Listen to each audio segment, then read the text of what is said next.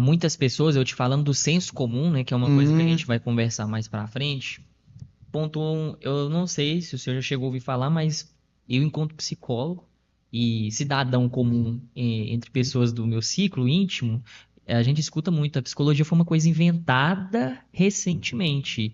Aí tem até um mito popular, não sei se vocês já ouviram falar desse mito, uma música dos anos, acho que 50, 60 brasileira. Eles falam, fulano de tal, que é um cantor, se alguém souber, me fala que eu não lembro. Inventou a depressão, por exemplo, que na música dele foi realmente, se não for a primeira, uma das primeiras que traz, né, uma narração, entre aspas, você vai entender. É, desse sentimento, desses sintomas característicos da depressão.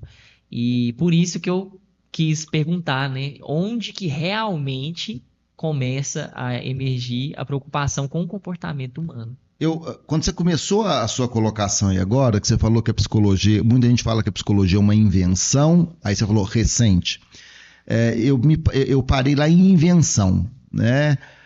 O que não é, quando a gente fala de seres humanos, o que não é invenção?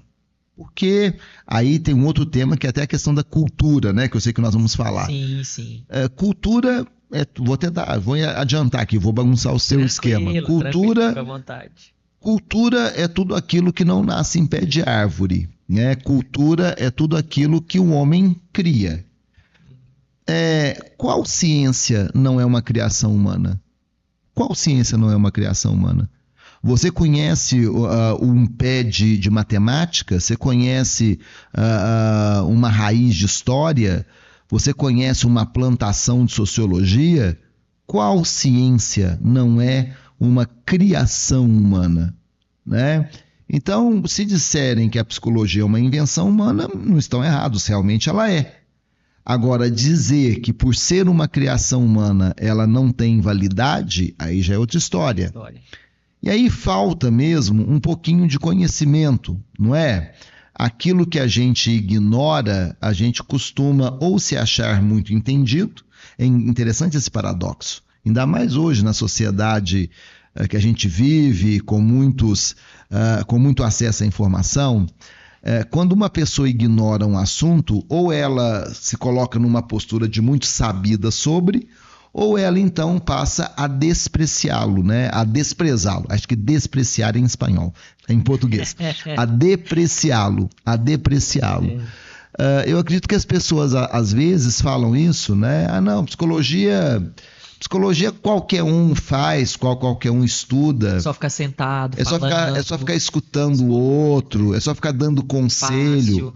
Não, conselho realmente, para você dar conselho, não precisa estudar 5 anos de psicologia, fazer pós-graduação, nada disso. Né? Não precisa, para dar conselho não.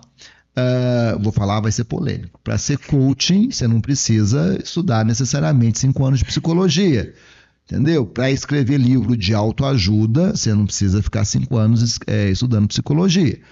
Agora, isso não coloca em menosprezo a ciência psicologia, que é uma ciência que começa com seus fundamentos desde que o homem existe, porque ele quer se compreender. Ela começa a encontrar um caminho de sistematização lá na Grécia Antiga. E depois, a partir do século XIX, ela experimenta realmente um desenvolvimento científico muito grande. Lembre-se de que a psicologia como ciência moderna, e aí as pessoas que te falaram que ela é uma invenção recente não estão erradas, no sentido de data, porque realmente, como ciência moderna, a psicologia se estabelece a partir de 1875, 76, em Leipzig, na Alemanha, né, com um médico neurologista chamado Wilhelm Jundt. E o Jundt, ele também tinha essa preocupação de entender o comportamento humano, encontrar as origens do comportamento humano. E o Jundt, naquele contexto que ele vivia, século XIX, finalzinho do século XIX... Vou mostrar ele aqui.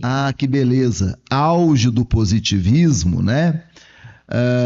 auge da Revolução Industrial, do desenvolvimento industrial, em que todo mundo começava a achar que o mundo funcionava como uma máquina, o Jungwirth, ele vai dizer, olha, ele estabelece os laboratórios de psicofisiologia em Leipzig, na Alemanha, na Universidade de Leipzig, na Alemanha, e ele começa a estudar a relação entre os estímulos cerebrais, até porque ele era médico neurologista de formação, qual era a relação entre os estímulos cerebrais e os comportamentos. E o Jungwirth, ele vai dizer, ora, a máquina de produzir o comportamento humano é o cérebro. É o cérebro. Logo, se eu quero entender os comportamentos humanos e mesmo modificá-los, eu preciso compreender o cérebro. E lembre-se que naquela época estava em auge, começaram a ficar em auge os estudos de fisiologia, anatomia, neurofisiologia e neuroanatomia. Vamos relembrar aqui. Fisiologia estuda o funcionamento do corpo, do órgão. Anatomia estuda a composição, né? A neurofisiologia estuda o funcionamento do cérebro. A neuroanatomia estuda a composição do cérebro. Logo, influenciado por todo esse contexto, o Jungwirth fala: vamos estudar a neurofisiologia e a neuroanatomia e vamos descobrir, como é que o cérebro produz o comportamento humano. E aí a psicologia, ela aparece como uma ciência oficial, porque ela estabelece um objeto de estudo, ela estabelece um método. Por favor.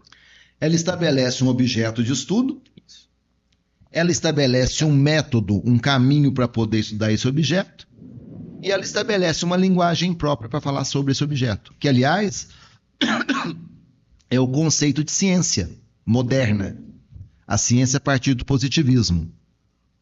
Ciência, ela é ciência porque ela tem objeto de estudo, ela tem objeto de estudo, método para poder estudar esse objeto e linguagem para falar sobre esse objeto. Aí sim, a partir do século XIX, Jungwirth estabelece o que nós chamamos hoje da psicologia como ciência moderna. Então, se alguém te falar que como ciência ela é recente, é uma criação recente, eles não estão errados.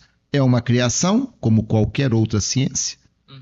É recente, porque nós temos aí o finalzinho do século XIX, mas isso não desmerece os avanços e as conquistas na área da psicologia.